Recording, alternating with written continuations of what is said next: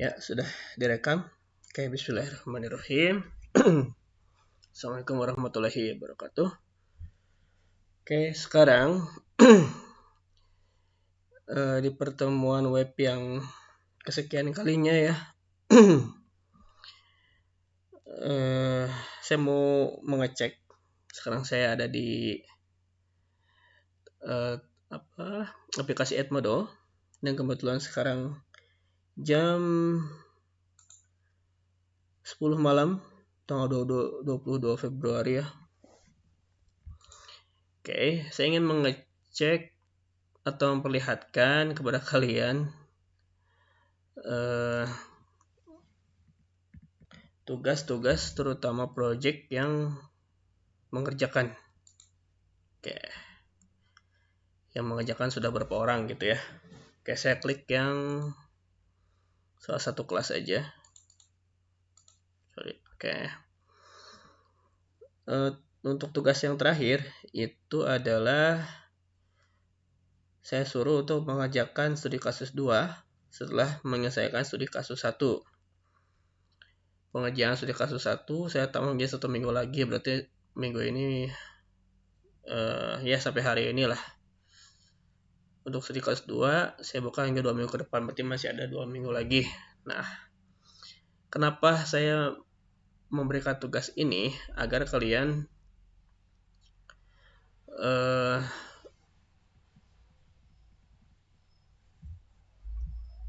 belajar lagi untuk coding gitu ya, mengingatkan kembali untuk membuat aplikasi, terutama aplikasi web gitu ya. Yang pertama dari yang dasar dulu nih, studi kasus web 1. Ini dasar banget, CRUD, cuman create, update, delete, udah gitu aja. Yang mengumpulkan ada 16 orang dari sekitar 60 orang ya. Kemudian yang studi kasus 2 itu yang aplikasi e-kasir sederhana. Contohnya sudah saya berikan di PDF ya. Kemudian soalnya juga sudah saya berikan. Di sini ada yang mengumpulkan 1 orang. Kalau coba kita lihat.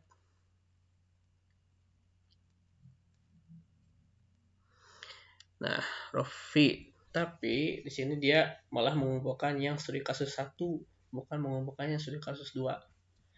Ya, ini saya minta dia untuk melakukan pengiriman ulang gitu ya. Oke. Jadi studi kasus 2 itu belum ada yang mengerjakan satupun. Jadi kalau misalnya dicoba dikerjakan, seru ya. Jadi saya memberikan tantangan lah ke kalian gitu, untuk membuat sebuah aplikasi. Nah, selanjutnya untuk tugas-tugasnya saya tunggu ya. Terus saya akan perlihatkan di sini ada 2 buah aplikasi, yaitu yang pertama aplikasi e-kasir dan aplikasi CRUD juga, ini juga ya. Oke. Kalau kita lihat tampilannya sama ya. Di sini ada login, username, password.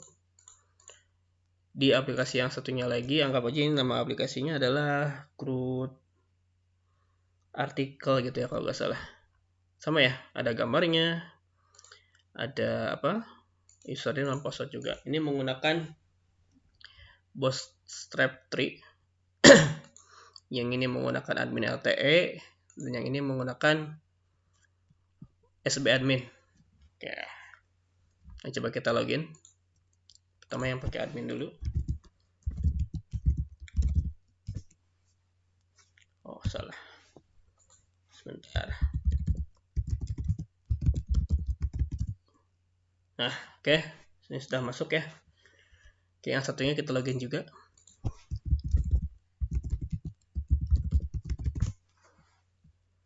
Oke, sudah masuk juga ya. Kita langsung ke CRUD-nya aja. Atau kita ke tampilannya dulu deh. Ini sama-sama menggunakan template ya, Yang ini pakai SB admin, dan yang ini pakai admin LTE 3. Oke, kalau kita lihat tampilannya sama nggak? Atau fungsinya sama nggak? Di sini ada menunya, di sini ada daftar menunya juga, kemudian di sini ada tabel, bisa tambah, bisa edit, bisa hapus. Kemudian di sini juga ada tabel juga, bisa tambah, edit, dan hapus. Kira-kira bedanya apa? Yang jelas ya beda template ya, tapi fungsinya sama kan, bisa tambah, bisa edit, bisa hapus. Ini juga sama, bisa tambah, bisa edit, dan hapus gitu. Dan bisa logout juga, di sini juga bisa logout juga. Dan ini sudah menggunakan season juga, makanya di sini ada namanya gitu ya. Ini juga ada namanya nih, admin. Oke, ini admin juga. Oke, nah bedanya adalah yang template admin LTE 3 ini itu menggunakan bahasa pemrograman natif atau prosedural, tanpa framework gitu ya, belum pakai framework. Tapi kalau misalnya yang template yang ini itu sudah menggunakan framework Code Igniter atau CI disingkatnya ya. Di sini pakai CI 3. Tampilannya sama tapi codingnya beda gitu ya. Kalau misalnya kita lihat di sini, kita buka Sublime. Saya masih terbiasa menggunakan Sublime. Oke, ini ada aplikasi iKasir. Kita akan buka aplikasi yang satunya lagi ya.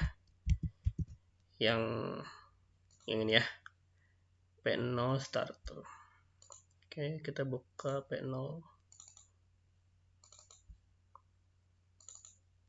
Oke, Starter. Kita buka. Set. Ya. Coba kita coba bedah ya. Dari mulai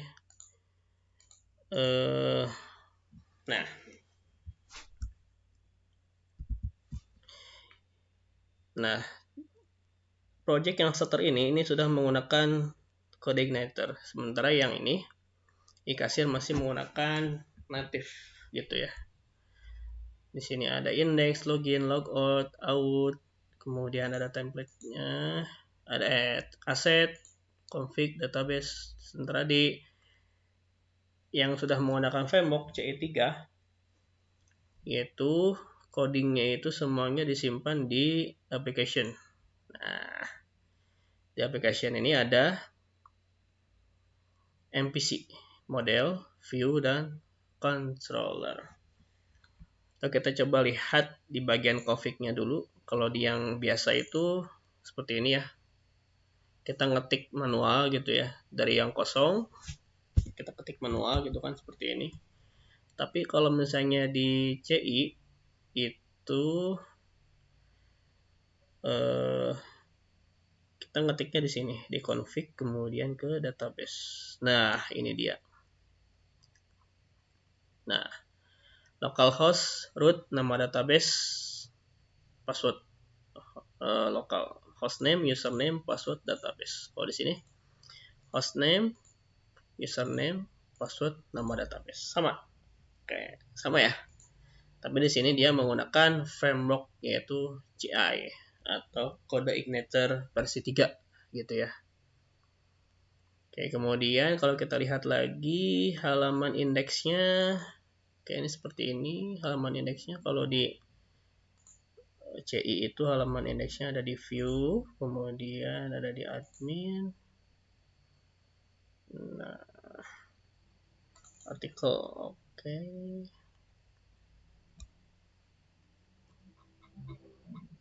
Ini ya, ada 102 baris. Kalau misalnya di kita itu, misalnya di tampilan barang, sini barang. Sekitar, oh banyak juga, 183 baris. Nah, jadi itu sih bedanya. Jadi kalau menggunakan framework itu lokasinya sudah ditentukan. yaitu khusus untuk tampilan itu disimpan di view, khusus untuk query ya ke database itu disimpannya di model. Nah, seperti ini. Ini sebetulnya seperti select bintang from ya, cuman ini menggunakan berbasis objek gitu ya. Ada update, ada delete. Oke, kemudian di sini juga ada yang namanya controllers. Kalau dibuka seperti ini isinya. Ketika kita memanggil halaman index, maka ini akan ditampilkan. Ketika kita memanggil artikel, maka ini akan ditampilkan. Kita coba ya. Misalnya kita ke index. Nah, seperti ini. Lalu kalau kita ke artikel, nah, berarti kita memanggil function yang ini. Tapi kalau misalnya di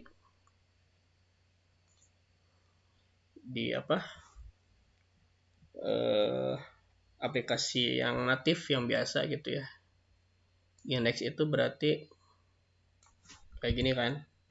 Nah, kalau kita mau ke data barang berarti index.php tanda tanya menu sama dengan 1 gitu, baru masuk ke data barang. Simple mana? Ini apa yang ini? Kalau saya sih lebih enak yang lebih enak yang ini ya. Nah, saya lebih enak yang menggunakan framework gitu yang ini.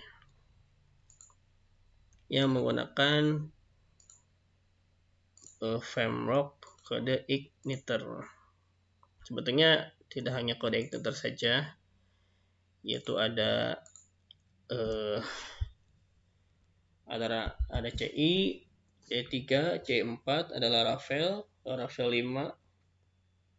gitu ya. Nah, sebetulnya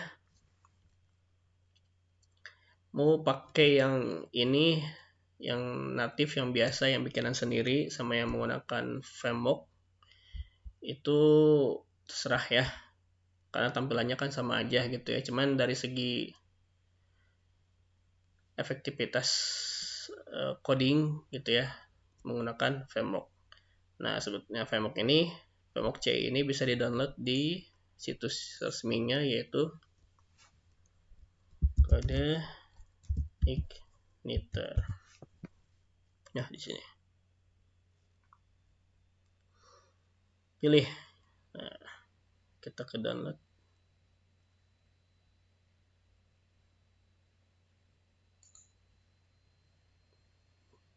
Mau versi 4 atau versi 3 gitu ya. Klien terbaru versi 4. Kemudian satunya lagi ada Laravel.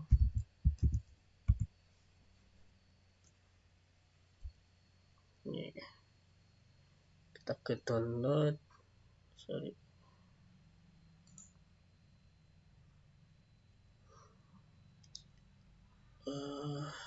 Ya, ini tempat download frameworknya gitu ya. Nah, tapi sebelum ke situ saya ingin kalian pahami dulu apa itu yang namanya framework gitu ya. Terus apa bedanya menggunakan framework dan tanpa menggunakan framework. Nah, itu saya sarankan kalian untuk melihat video atau untuk mengunjungi channel web Programming Unpas. Nah, di sini dikupas tuntas kalau kalian mau memperdalam tentang web gitu ya. Ini saya tunjukkan saja nih. Silakan Anda ke playlist. Nah, di sini ada nih jalur belajar ya. Dimulai dari belajar PHP untuk pemula, kemudian membuat aplikasi MPC, kemudian OOP dasar, kemudian ada CI3, tutorial CI3 juga, CI4 dan sampai Laravel. Nah, kalau misalnya kalian mau belajar untuk ingin menambah wawasan, boleh diputar videonya, tapi saran saya urutannya itu belajar dari, kalau mau dari awal itu dari sini dulu, kemudian ke MVC, lalu lanjut ke OP dulu, baru ke MVC, terus masuk ke framework, mau CI ataupun Laravel gitu ya. Oke, jadi itu sebetulnya saya juga belajar framework itu dari sini juga, dan alhamdulillah saya paham juga gitu ya. Bisa belajar sendiri lah, mau CI ataupun Laravel gitu, bisa belajar sendiri. Jadi kalau misalnya udah mau memperdalam lagi, mau belajar lebih jauh tentang web, jadi tidak hanya dasarnya doang, tapi sampai ke tingkat framework gitu ya, bisa ke channel ini. Dan ini juga namanya adalah Pak Sanika Galih. Ini juga adalah dosen saya waktu saya kuliah dulu. Ya memang master di webnya ya. Sudah 400.000 subscriber dan terus naik gitu ya.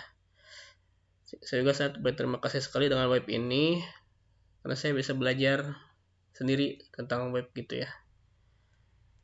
Kalau mau silahkan gitu ya, tinggal ikuti saja tutorial-tutorial yang ada di sini begitu. Jadi silahkan dicoba sama kalian. Nanti untuk bahan uji kom juga, nanti katanya ada uji kom, itu bisa menggunakan framework ataupun menggunakan bahasa natif seperti biasa ya. Seperti ini gitu, yang natif seperti biasa seperti ini. Tapi lebih bagus lagi kalau misalnya sudah bisa menggunakan framework, dan framework yang populer itu sekarang sih antara CI dan Laravel itu lebih populer. Dua-duanya juga populer ya. Cuman kalau mau lebih baru ya bisa langsung belajar ke Laravel gitu. Jadi ya begitulah pokoknya ya. Kalau mau dipelajari semuanya ya silahkan. Oke, mungkin sampai sini dulu untuk video kali ini. Silahkan dicobain ya coding. Dan jangan lupa juga tugas yang dari saya itu dicoba juga untuk menambah skill kalian dalam coding gitu ya. Kalau misalnya ada pertanyaan, boleh dijapri juga ke saya. Dan setelah kalian menonton video ini, nanti akan saya coba tes juga. Nanti saya akan buat pertanyaan seperti ini. Apa itu OOP? Kemudian versi PHP berapa yang sudah melakukan OOP? Kemudian jelaskan perbedaan antara prosedural programming dan object oriented programming. Nah, untuk pertanyaan ini bisa dijawab di video yang ini. Di video yang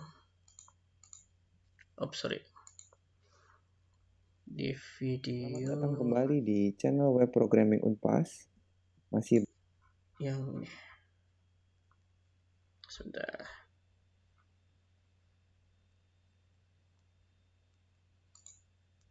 Nah, di video yang ini klik aja. Kemudian di OOP dasar. Halo teman-teman semua, selamat datang di channel Web Nah, bisa dijawab di video Programming Unpas yang ini ya. Oke. Silakan dipelajari dulu di tempat masing-masing. Oke, kemudian dari saya cukup sekian dulu. Terima kasih. Wassalamualaikum warahmatullahi wabarakatuh.